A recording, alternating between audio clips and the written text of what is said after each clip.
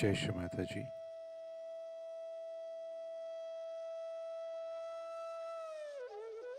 Let us all bow down to Shri Mataji. Raise our Mother Kundalini and put bandhan.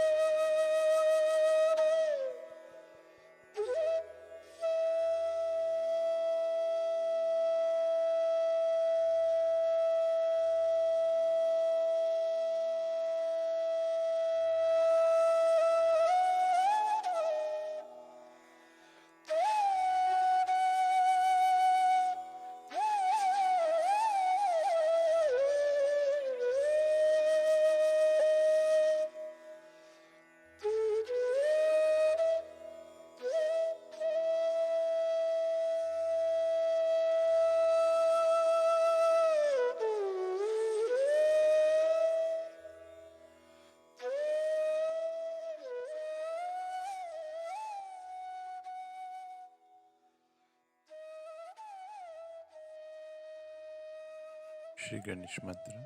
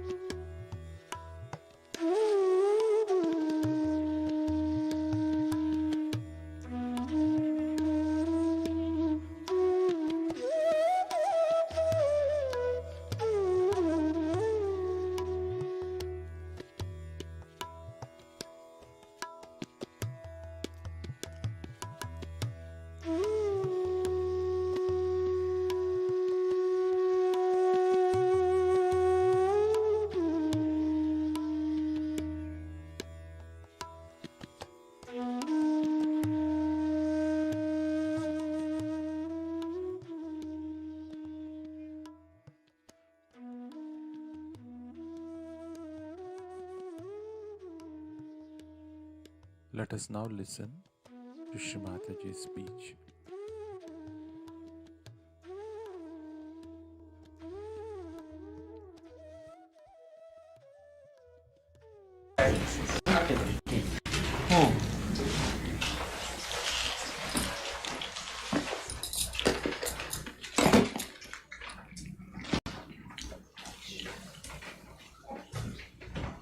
So today is a day according to Indian calendar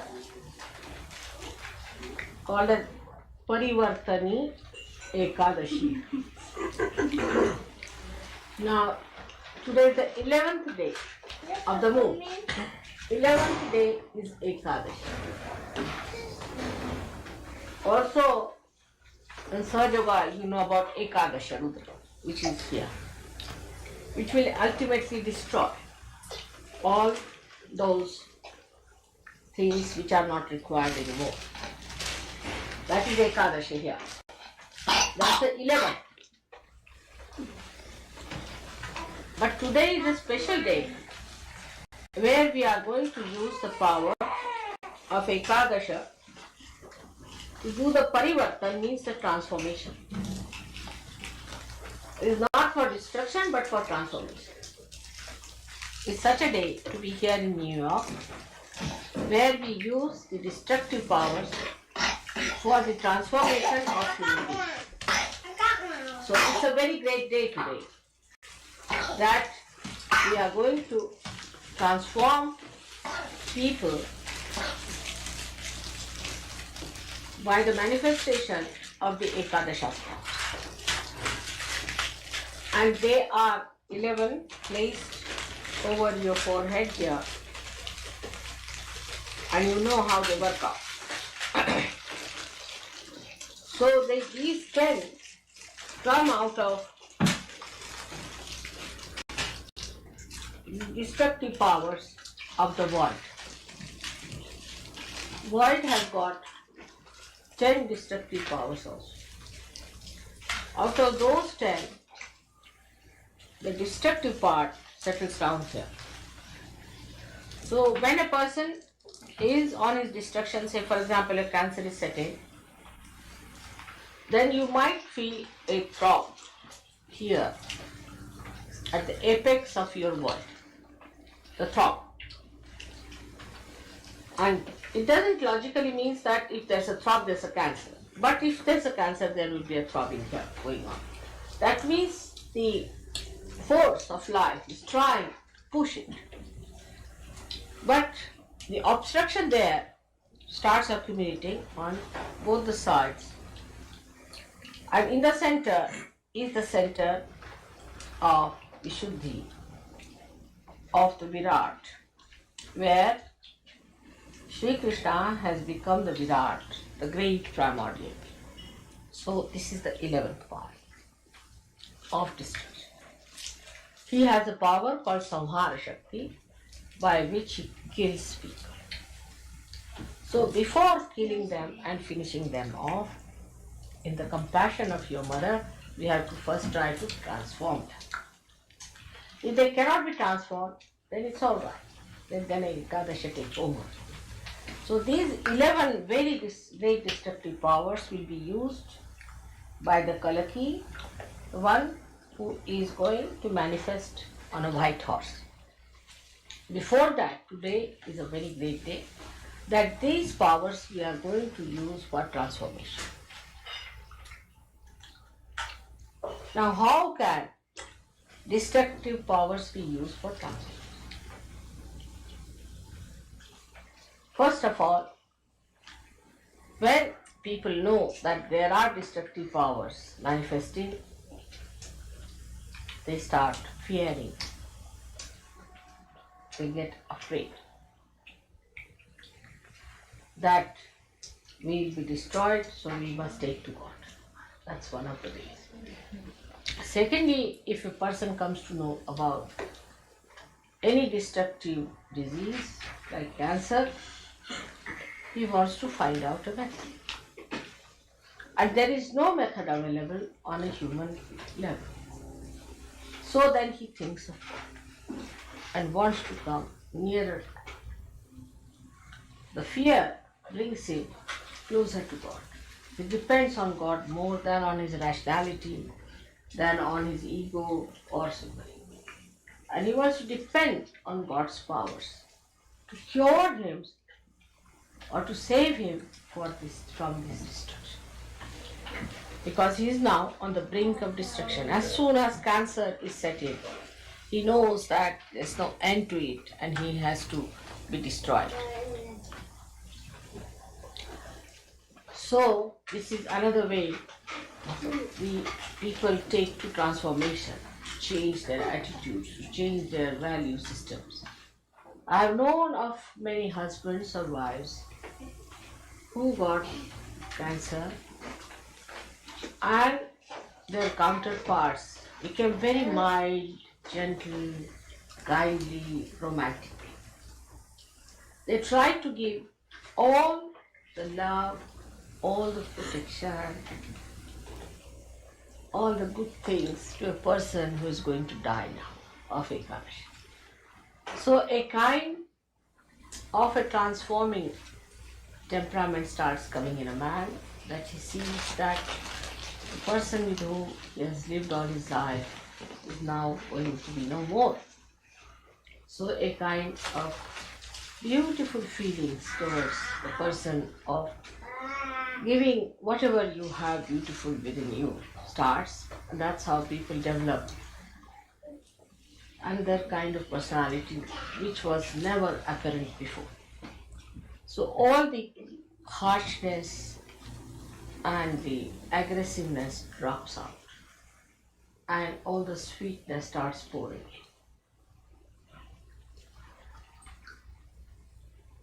So the compassion in a man is awakened by which he gets transformed. Many people who lost their relations, kith and kin, become much more gentle, kindlier because Ekadasha has expressed its all. And also another kind of a fear comes into the mind of the people that tomorrow this can happen to me also. So I must do something about it. So at this time, Sahaja Yoga helps them a lot. They come to Sahaja Yoga because such an emergency is created within themselves. And thus they are rushed for their transformation to Sahaja Yoga. But there's another subtler way this destructive force helps us. By destroying all that is negative within us. Because unless and until that negative is destroyed within us, we cannot become people who can enter into the kingdom of God. We have our ego, we have our superego, and both can be represented here. When you have your ego, very much great ego, then you will find a big blob like ego coming out on this side, a very big one here. Or if you have a superego, you can see another big thing jutting out on the brain here. So on both the sides, you might get both the things if both the sympathetic are overactive. If you are not a very collective person, also you might get a blob here.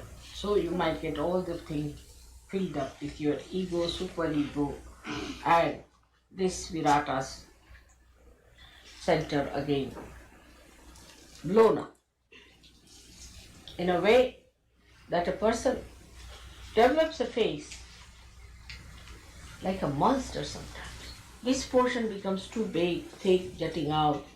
There's a character I've seen like that. I think it is Frankenstein or someone. Is it? Yeah, Frankenstein. Yes, that has come from the unconscious, Frankenstein character. All this is swollen up, jutting out, and this place like that. That's really the one that happens to human beings when he becomes a devil himself.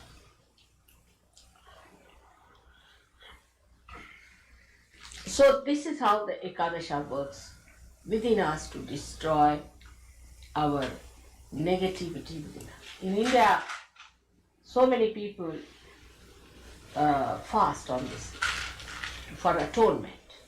On the 11th day, it's very common. You must do Ekadashi. All the Hindus and all these people do Ekadashi.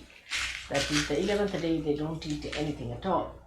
But you shouldn't do it after the advent of your mother. Because I am the Ekadasha myself. So why should you do it now when I've come? It was done when I was not here just to call me. So now I'm back here. You need not do this anymore, the penance of Ekadasha. But you have to be careful. Now Ekadasha comes, as I told you, from the boy. So firstly it comes when you accept someone as your guru. Say, who are false, who are anti-God, anti-Christ. So you develop a kind of a thickness on this side when it is the person whom you are worshipping as a guru or respecting as a guru, who has a guru to you, who is not really. So you develop a superego which shows on this side, this part. Now the other side of it shows when a person says, I'm my own guru, I'm practicing my own meditation, I have nothing to do with anybody's guidance, I'm quite alright as I am. Such a person develops the other half. So you have this half developed because of that, and this half developed because of the superego that you get these false and fake gurus. Now, what happens sometimes that when you get involved into this kind of super ego behavior, at that time it so happens that you might take over from them and start using it for your ego. That's the worst time for you. At that time, what you do is to act like the devils yourself. And once you start doing that, your Ekadasha is completely finished. And then I don't think it's easy to get rid of it. It's very difficult. But if it is one-sided, it's much easier to do. So today is the day which is called as the Ekadasha, which is going to bring the transformation. When you are transformed, so many things are automatically destroyed within you. As you can see very clearly that all your misidentifications drop. The misidentification that I am an American, that I am a Christian, or I am a Jew, I am this, I am that, all these false misidentifications drop. And you become a naked human being. First of all, you are a human being, and then a superhuman being without the ego. Without the ego. So your ego is destroyed, your super ego is destroyed, your conditionings are destroyed, and all your false ideas about knowledge are destroyed. So what remains and emerges out is the reality. Now see, when a flower becomes the fruit, everything practically drops out of the flower, you can say. Like the calyx is dropped out, then the petals are dropped out, and then the apicalyx is there, that is also dropped out. But what remains is the seed. Actually, if you see, around the seed, all these things develop and the fruit remains. The rest of it drops. In some fruits, some part is used. In some fruits, nothing is used. A very little fruit comes out as fruit and becomes the fruit while the flowers are. So in us also, whatever becomes spirit remains, the rest drops. And that is what it is when we call it the Ekadasha, which brings forth the transformation. And one has to understand, we have to drop out many things. Some people I've seen, they said, what's wrong? I'm smoking, still my vibrations are wrong. Some say, what's wrong? I'm drinking, still my vibrations are wrong. I'm going to this guru, still my vibrations are there. I'm having the same type of licentious life, still my vibrations are there. Now it goes a very long way. The vibrations are still there. But suddenly they stop and you find you are out of bounds. You are thrown out completely. But you do not feel how you are thrown out. Gradually you find with a tangent you go out. And so one has to be careful about that. So within us lies a force which is centrifugal and a force that is centrifugal. So Ekadasha's force is centrifugal, by which we are thrown out. Sahaja Yoga doesn't fall onto anybody's feet, doesn't request anyone, it doesn't flatter anyone. If you want to be there, you have to be positively there.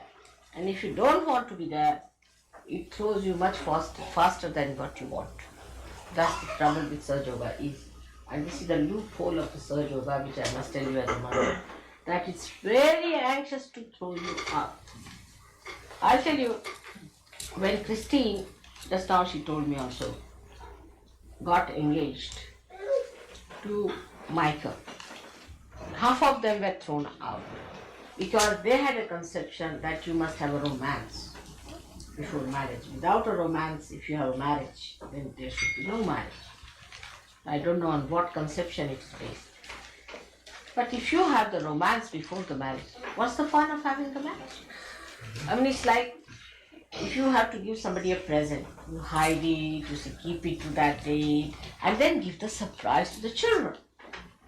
In the same way, if you have the romance already done, what's the marriage? What's the celebration for? It's absolutely illogical. There is no romance in such cases. Actually, you have seen that after the romance, the marriage and the divorce. It's always like that. Because you become stale and you find the romance you had before marriage was something, a fantasy that has dropped out. And now, after marriage, there is nothing left to enjoy. So you are fed up, and next month you are in the divorce. But the marriages that take place without the romance, kept all reserved for a particular day, just for that day when you are going to have the real romance and real feeling of oneness. Everything. In India, it's a very big thing. You see, the first night of the marriage. And that's why our marriages last. I would say I'm an old woman of 60 years, my husband 63 years, and you can see how romantic he is still. You see, the romance never finishes. Because it starts on an auspicious day, with the sanction of the collectivity, everybody taking interest in that romance. It is such a big thing to be married. All the people enjoying the marriage and enjoy. Would you like some fruit butter? Would you like some fruit butter? No, thank you. That's it. So now, this kind of thing when happens to the people who are Western people, think romance is very important. But I don't think one can learn anything from the marriage system of the Western people, because all their marriage system is absolutely in a dwindling down. There's nothing to be learned from them as far as that. We can learn many other things. For example, we can learn how to operate a camera. But to operate a marriage is better you learn from Indians. They have a very solid system of marriage. First of all, the way they are trained from childhood, how to make a marriage successful. Such a lot of importance is given. Then without the horoscope, they will not marry. Without the auspicious date, they won't marry. Everything they work out in such details so that the marriage cannot fizzle out. Moreover, it is worked in such a collective way. For example, supposing my husband wants to trouble me, say for example. So, the sister of my husband will take him to task. Everybody can interfere if they try to do anything but against the marriage. Everyone in the family will be after the person who tries to break the marriage. And so, everyone knows that I'll be left high and dry, you see, if I have a divorce. Nobody has place in the society. But in England, when we went first, we were shocked. They had no shame about this. I'm already divorced thrice, and this is the fourth woman I'm living with. So shocking for us, oh God. To us, a divorce means worse than leprosy. Why are you divorced? What's the problem? How can you be divorced? Such an auspicious thing is the marriage. Such a blessing it is. It is God blessed. How can you do it? It's such a big fall. And that's how it works out. And in no way we are less than you people as married, because we can produce much more children than you can produce. And children only want to be born in India, not anywhere else. You will be surprised. That's the problem we are facing. Our population problem comes from the point that the marriages are so successful, the people are so peaceful, that children hate to be married in nightmares of New York. Naturally, because you don't know where will be the mother tomorrow and where will be the father. Now we are blamed for a high rate of fertility, but what to do? Children don't listen. They don't want to go to all such places where there's no stability for them to exist. Especially the realized children, if they are of a very high quality, they have to be like daredevils to get into this thing. So they may try. Or maybe the real devils, they can take advantage of it. But normally, people who want peace in life, who want joy in life, and the love of their parents want to be born in India. And that's why recently you'll find that India is growing so fast in population that we don't know what to do. So this marriage system came in, which shocked them because they couldn't understand there has to be a romance and this and that.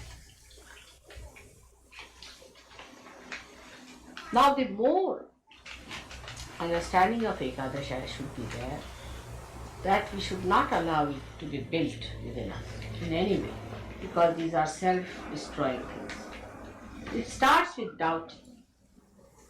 When you start doubting Sahaja Yoga, the build-up starts. And the doubting starts building up throughout the Medha. Is the plate here, you see. And it can become a thick, big plate there. Like today I saw that lady saying, touch wood.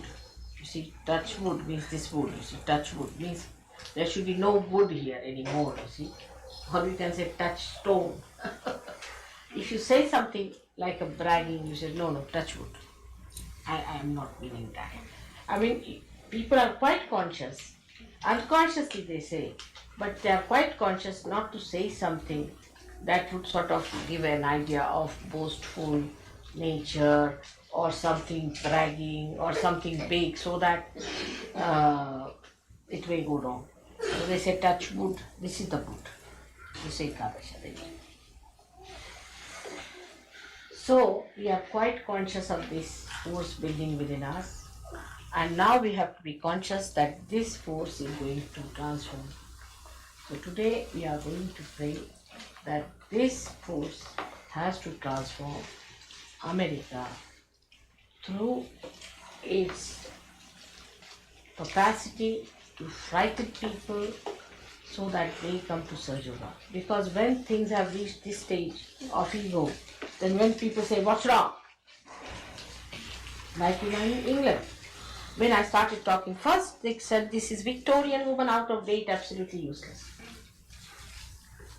So I said, all right, I don't say anything, but you will have such diseases that you will have to come back. That was the time they passed the law that homosexuality should be allowed, permissiveness should be allowed, and all these things should be allowed. And now you have it. You have it now here, already operating. Now the aids have given the fear of the Ekadasha. Now have it. What's wrong? What about that? So this awe and this fear is very important. It's an extremely important thing that we must have the awe and the fear that God is Almighty and we are nothing before. Here we have to remember that we are part and parcel of that God, and that we have to awaken ourselves to the consciousness that He is the whole and we have become one with the whole. That's how we are going to overcome our Ekadasha. So today I bless you all with the power of Ekadasha, which is going to transform. May God bless you all in your work which you are trying to do for the good of Americans. It is your responsibility to save America. You know it is a Vishuddhi Chakra, and all the responsibility of Sahaja Yoga rests on Vishuddhi Chakra. So how important it is that the transformation has to take place. Unless and until the transformation comes in, you will see it will not work out.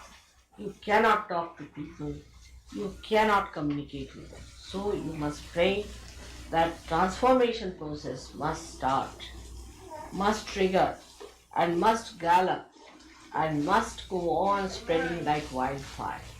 This should be our prayer today. May God bless you.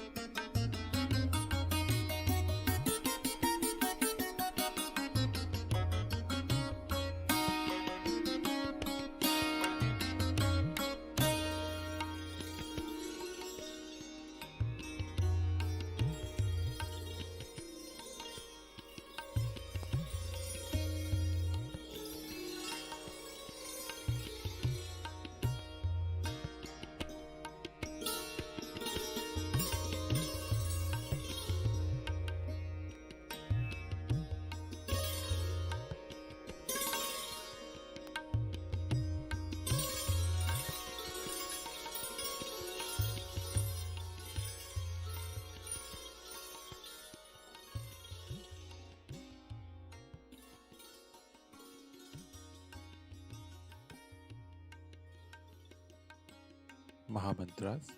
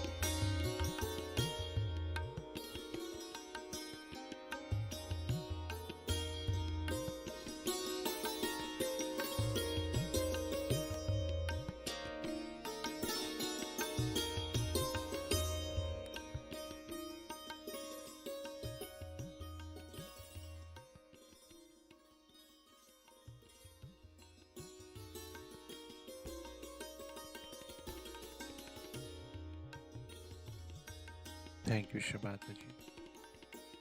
for this beautiful morning meditation. Let us all bow down to Shri Mataji. Raise our Mother Kundalini and put Bandhan.